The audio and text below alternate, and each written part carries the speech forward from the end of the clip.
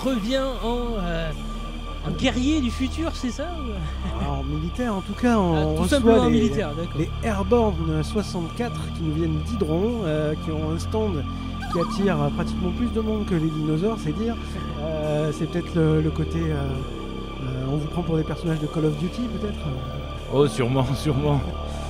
Bien souvent, en fait, on nous confond un petit peu avec le côté un peu paramilitaire ou autre, et puis on essaye de bien faire la différence sur le fait que justement c'est beaucoup de science-fiction. Au cinéma, on utilise l'airsoft pour faire du cinéma. Nous, on joue à faire du cinéma avec l'airsoft. Alors l'airsoft, qu'est-ce que c'est pour les auditeurs qui connaissent pas? Voilà, l'airsoft, en fait, c'est une pratique à la fois sportive et de loisir. On a des petits lanceurs en fait d'air comprimé à l'intérieur des répliques d'armes, donc c'est pour ça qu'on l'appelle réplique, avec des puissances qui sont de l'ordre inférieur à 2 joules pour qu'on reste en tant que jouet, pour pas se faire mal, etc.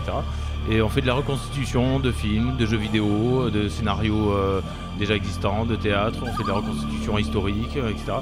Donc on préserve un terrain sur lequel on évolue actuellement qui était l'ancien premier ACP à Hydron. C'était un camp militaire, hein. C'est ça. C'est un ancien camp militaire qui a été pratiquement, je dirais, à 90% détruit, mais on a quand même encore des vestiges qui sont conservés, qu'on réutilise. On entretient la forêt domaniale, etc. Et puis en même temps, on propose des événements pour la commune, pour les associations au niveau national. Et on essaye de développer l'activité en elle-même en tant que sport et loisir également. Vous êtes combien? Parce que là déjà sur le salon vous êtes pas assez nombreux. Vous êtes combien? On est une soixantaine dans l'association. En termes de pratiquants, après qui vient très régulièrement, si je fais les derniers comptages, on était pratiquement 4000 dans le coin, dans la région, à venir jouer et essayer. Et ça intéresse énormément de public, notamment les plus jeunes, forcément, parce qu'ils veulent utiliser ce qu'ils ont vu dans les jeux vidéo, essayer de refaire la même chose, ce qui n'est pas, je dirais, possible, parce qu'ils se rendent compte que on passe du côté irréel à la réalité, même si ça n'a pas la même chose que la réalité, mais c'est pas possible de pouvoir jumper, sauter comme ils font, etc. Non, dans la réalité, on se retrouve avec 15 kilos sur le dos. En s'entraînant bien, pourquoi pas? On peut y arriver. On peut, mais le tout c'est de gérer ses efforts et du coup de jouer vraiment avec une bonne cohésion, une bonne coordination et un très bon jeu d'équipe. C'est vraiment ça. Les tenues et le matériel que vous avez sur le dos, non? C'est des tenues militaires classiques? Non, justement, ce sont des tenues qui reprennent, on va dire, certains camouflages existants. Donc c'est de la reproduction également de tenues militaires qui sont déjà existantes ou qui ne sont pas encore utilisées par des corps d'armée, notamment le ATAC CFG, bon, même si c'est utilisé par certaines armées, mais c'est, je dirais, quelques petits corps militaires. Mais bon, la plupart, les gens font de la copie de tenues. Donc dans le milieu de l'airsoft et dans le milieu du marché commercial, etc., il y a énormément de reproductions chinoises, françaises, etc. Donc on peut s'équiper à moindre frais, parce que ça coûte très cher en réalité. Et dans le domaine de l'airsoft, c'est beaucoup plus abordable quand même. Et donc tu parlais d'équipe, et c'est justement ce que viennent rechercher les participants, hein. C'est cet esprit un peu de communion, de famille peut-être, alors qui peut régner aussi. Non, en fait, non. Quand ils viennent, la plupart du temps, c'est pour faire une expérience personnelle et ils se rendent compte au moment où ils pratiquent l'airsoft qu'il y a une réelle cohésion, qu'il y a un réel esprit de famille. Au départ, c'est essayer de se dépasser un peu soi-même, et puis parce qu'ils ont envie de faire du frag, comme dans les jeux vidéo, à vouloir faire du scoring. C'est j'ai touché lui, je l'ai sorti, j'ai la réplique qui tire le plus loin, c'est moi le meilleur. Il y a toujours cette petite chose, même s'ils vont jamais l'avouer.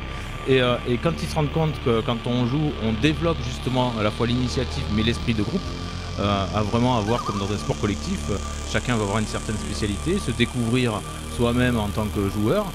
Est-ce que je vais être assaut, est-ce que je vais être soutien, est-ce que comme au basket, est-ce que je vais être récupérateur, est-ce que je vais être meneur, etc.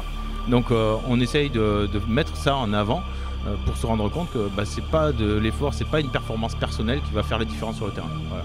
D'où la régularité aussi des participants, il faut qu'ils reviennent souvent alors. C'est ça. Ils sont assez fidèles aussi. Alors. Voilà. Il y a la fidélité de jeu qui fait qu'on s'améliore et qu'on améliore le groupe, et en même temps on pratique des drills, ce qu'on appelle des drills, c'est des entraînements en fait, où on va faire des entraînements sur la communication radio, sur les coordinations, sur les réflexes aussi, comment utiliser son matériel, comment utiliser ses répliques, dans quel ordre, apporter de la jouabilité et puis en même temps donner de la jouabilité justement aux adversaires également.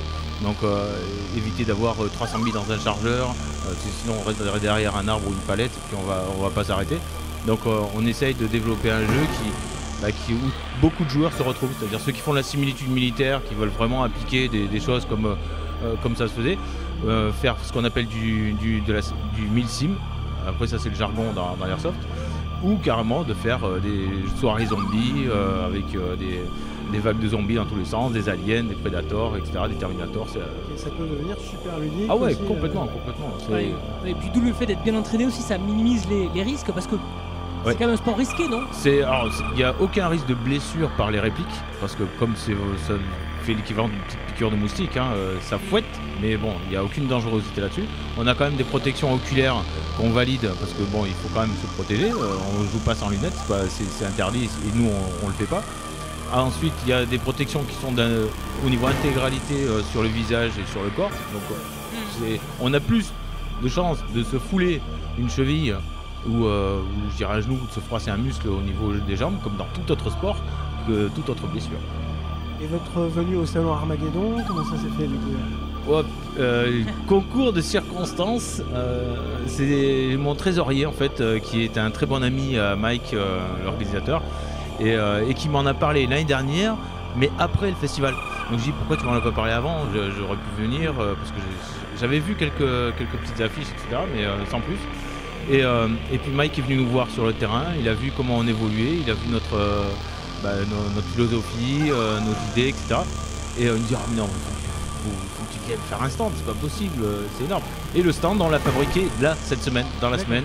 On a passé 2 nuits blanches à finir les peintures, les ajustements, etc. Et on avait un thème, c'était un peu zombie d'un côté avec bunker nucléaire de l'autre. On n'a pas pu finir toute la déco réelle. Et en fait, en l'amenant, on s'est rendu compte que là où il nous a placé, ça tombait pile poil avec l'univers des dinosaures et de Jurassic World. Donc ouais, ça fait un peu chasse au gros gibier. C'est ça. Ouais. On se protège d'un côté, c'est tout propre, c'est tout nickel, et de l'autre côté, les murs sont dégueulasses. Voilà. Et en France, il existe quand même de nombreux rassemblements d'airsoft, oui. Des conventions auxquelles vous participez, ou des compétitions peut-être même. Alors, pas encore compétition, c'est ce qu'on est en train de développer avec la Fédération française d'airsoft, sur laquelle je suis directeur de la commission sportive.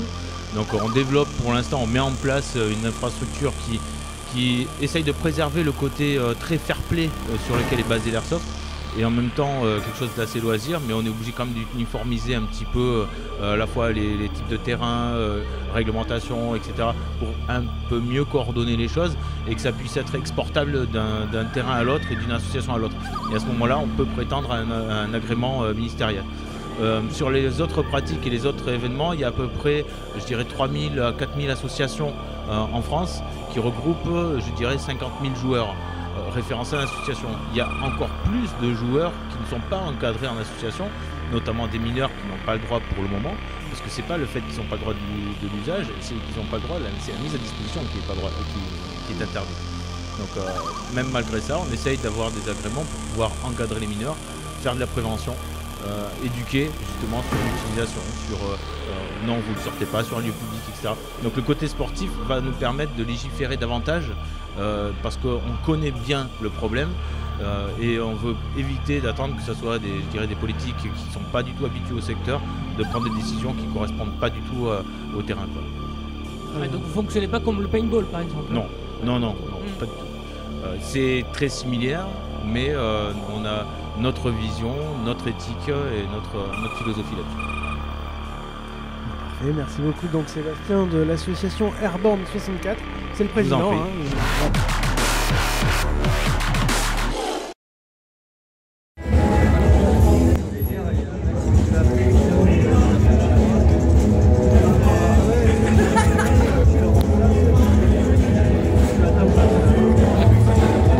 Une petite pièce, s'il vous plaît, monsieur, dame, une petite pièce.